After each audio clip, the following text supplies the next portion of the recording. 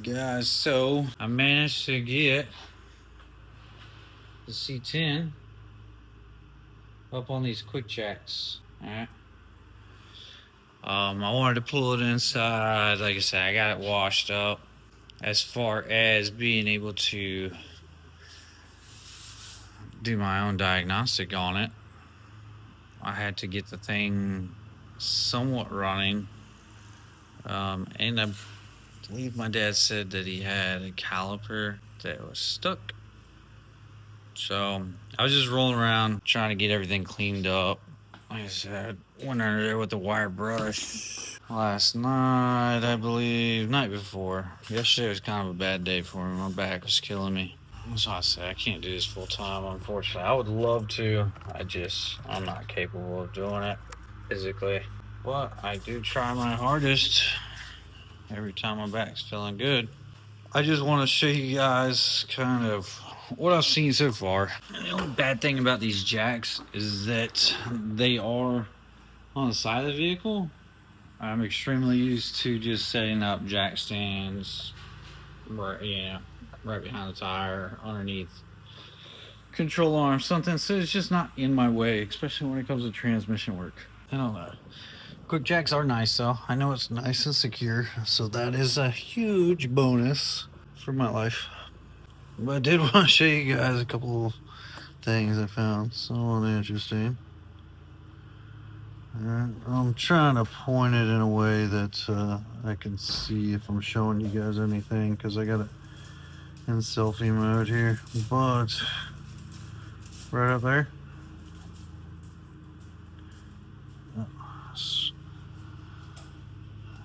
found it. I thought it was only an 8-cylinder. Apparently it's a 9-cylinder.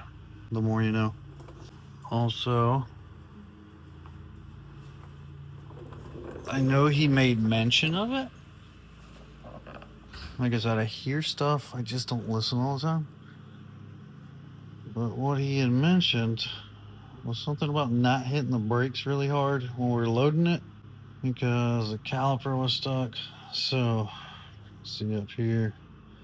And if you guys wonder where I get it from, just saying, that was on there when I picked the truck up from my dad. That wheel spins beautifully. So, in true Poor Decision Performance fashion, my plan is going to be to replace what I did find wrong with this truck. Okay, I told you guys I was going to call my dad and find out. He said he does know his stuff. And if he says something happened, then take his word for it. But if I'm able to do my own diagnostic, I would prefer to. Alright? First things first, like I said, I have to get this truck running and driving, so that I may at least just take it around the block. So I fired the truck up yesterday or the day before. Last time I fired it up, and we pulled it in the garage. Hint, hint, wink, wink. You guys can see that back in there. Probably not. Terrible angle.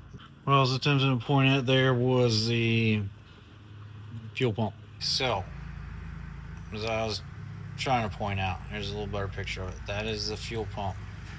Okay. Originally, when I picked this thing up from my dad, he said that I was worried about not having a winch to pull it onto the trailer. Since I did borrow a trailer, that was not mine.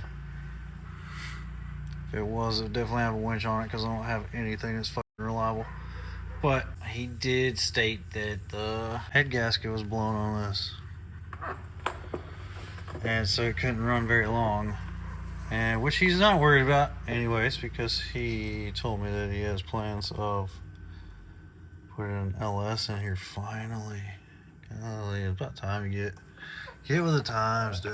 Alright, and you guys can tell that I did pressure wash some of this. I did not know this motor was green. I came under here with a brush last time, and I somewhat tried to scrape around the bolts. The pressure washer did a decent job. I'm sure I could get some degreaser or something and get up under here, finish cleaning that. Like I said, the main reason is to keep stuff from falling in my eyes. Really do not prefer that. Pretty neat setup. I really like these jacks. But for now, yeah, that's the plan. I'm going to attempt to unbolt that, whatnot, and see if we can get the fuel pump to quit leaking. That's kind of what I was getting at. Is when I pulled it into the garage, I noticed it was leaking. So I went by my friendly neighborhood O'Reilly's, and I got that there. So, yep. We're gonna go ahead. I'm gonna try to get you guys set up to where you can just see my legs dangling out from underneath the truck again, and go ahead and get video. But dude, check this thing out. Me and my buddy Nick went halves on this thing here. It's Vivor. You guys pronounce it however you want to. If I get it to focus a little bit. That just so happens to be something he was able to get for a really good deal. I didn't necessarily see myself having much use for it, which is kind of funny, actually. I've used it quite a bit since we got them. I was just used to my old ways, which I'm sure you guys can see from previous videos. Really consists of me just kind of rolling around. I mean, you guys see I do own a creeper, do have jack stands and stuff like that. Just hard-headed. It's hard-headed. More stuff to work on. Flooring for the house. I got half of it done. That is a transmission that I removed from Red One, which is the red Mustang. My brother and I took it out, made one hit, and I broke it. It does have a trans brake in it. That is a 4L80E. The way that this trans brake is set up is it runs full line pressure, and yeah, I managed to damage it. Probably something I goofed up, but we'll get that one torn apart as well. Well, let's get to this fuel pump if we can.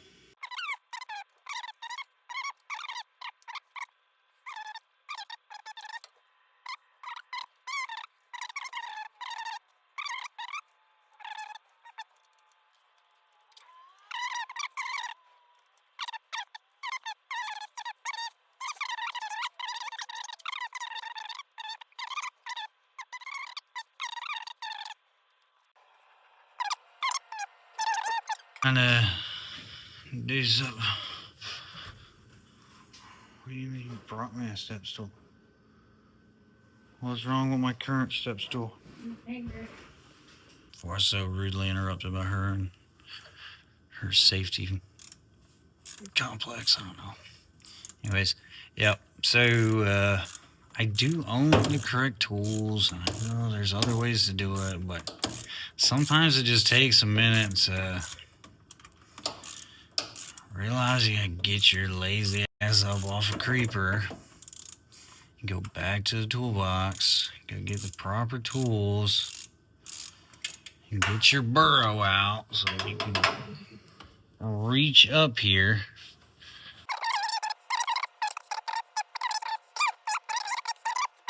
Alright, you got the other bolt out, so that's both bolts. There's only two that hold it to the block. And now I get to go back under there, undo the line, which will probably end up being replaced anyways, and the hard line. Okay, so remember how I said I probably didn't have. What? Are you kidding me, bro? 5/8. It's snap-on too. You guys wonder how a fella like me can afford snap-on? Well, have you guys ever heard the term, there's only one thief in the army, everybody else is just trying to get their stuff back? Yep. Thank you, Uncle Sam. I'm just kidding. I didn't acquire this from the military. This is my wife's favorite part. Mine too. Let me find something to wipe myself off with real quick. So we got that hard line broke loose. Thank you for that tool. Okay, so we've gotten that line off. I didn't show you his top secret, how to get the rubber line off. But it's off. I may be immune to diesel, or excuse me, gas. Both really. I was a petroleum supply specialist in the military. But my iPhone is not, so I chose to pop that line off. Save the phone and just throw it in my face instead. And like I expressed when I was topside, putting a bolt back in there so that you could break this hard line loose is a must, I believe.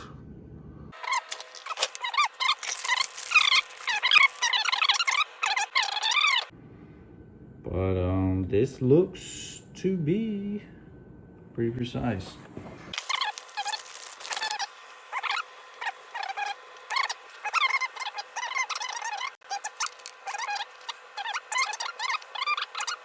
But to be honest, they almost look identical. So we go ahead and get this gasket, pop it on there, pop some bolts in here,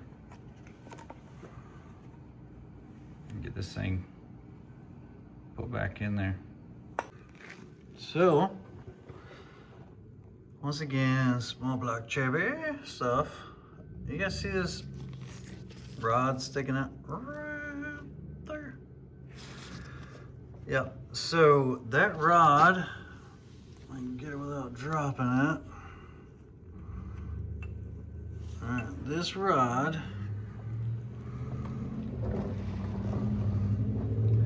actually goes up into the hole back there. And what, you guessed it, there's a lobe on the crankshaft that this runs on. This here rides on the other side. Okay, yep, it's just a mechanical pump. It runs off the crank, and when it hits that lobe on the crank, it pushes down on this, just like so. Or I'm guessing it's kind of like, does the light stay on in the fridge when you close the door? I don't know. It does something to that effect, which pumps fuel. The reason I thought this important to show you is because while trying to install this fuel pump, right, I hit a slight snag where this plate, all right, this plate is still attached to the motor. And you see there's two more bolts at the bottom that hold that to the block. And the problem I was having was trying to get the fuel pump arm back on that dowel rod. I couldn't do it. Couldn't do it. So I ended up having to take this plate off. All right, the new fuel pump did not come with this gasket. All right, this just mates to the block. Like I said, keeps oil from leaking out. Fortunately enough for me, I have my all-time favorite. Dun, dun, dun, dun. A 1 minute gasket. All right, love this stuff. And so what I'm gonna do is take my lid off here. Maybe, all right. Apply the 1 minute gasket. And then I'm going to put the dowel rod back in. Okay, and I'm going to put my fuel pump, not that one, but the new fuel pump on the other side of this. And we're going to try to do this all in one fell swoop. Comprende? Let's see how it goes. Because I don't want you guys freaking out. Alright, I did actually get rid of the old gasket, and because it was bare metal when I got done, I did decide to throw some paint on it. I don't want this part rusting, even though chances are it's going to be covered in oil shortly after I reinstall it. How I did it. Not with that stuff, but with this. Alright, M12. Actually, I don't know exactly what the heck it's supposed to do, but I want to say it was an angle grinder. Something. I use it for all kinds of stuff. Mainly when I'm rebuilding transmissions. I need to clean the shipping oil off of the steels. I found this to be a very effective way of doing it. Holla, I'll get you one. We're gonna wait a few minutes for this here paint to dry. And once it does, we'll have it installed. And there it is, new fuel pump. Fully installed, gasket, little plate repainted, hose reconnected. Should be good to go. You guys know the old saying, you can always tell a lot about a mechanic by the amount of tools that he has for the job.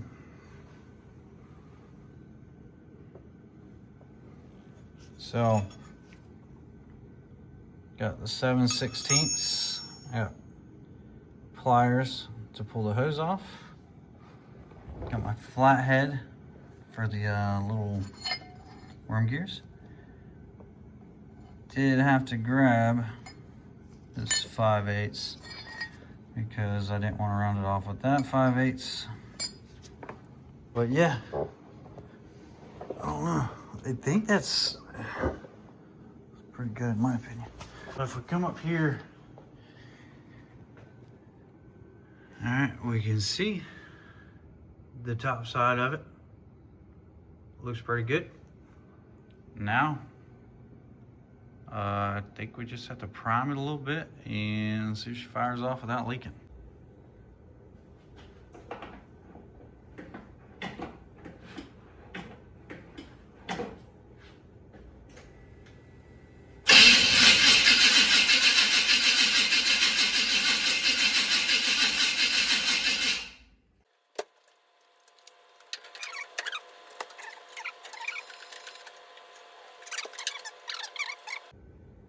I guess you can hear it clicking away, but by the carburetor thing, as I'm flooring it, it doesn't go far enough to hit the primer.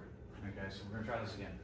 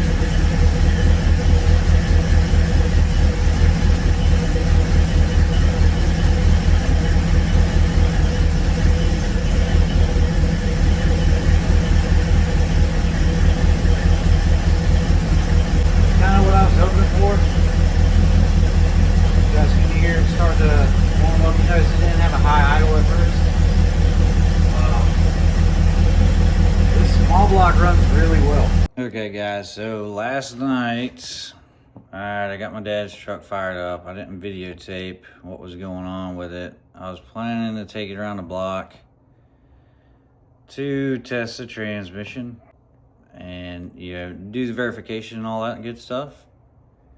As luck would have it, alright, the smoke my dad was talking about happened to me. And I went to go put it in gear, started backing it out. Didn't check to see. I think he said something about his fan or something not coming on. And so I didn't really double check any of that stuff. And so I had it running, you know, film a video and everything. I got in to take it around the block, backed it out of the garage, and about halfway through, I turned back around, noticed there's a bunch of smoke coming out, checked the temperature gauge, and packed. So No such luck on that home front. All right, so I will be contacting him, verify what's going on with the transmission, and just so I got something of a head start. That will probably be the next video. Maybe I'll just show you a video of me taking the transmission out. But until then, peace.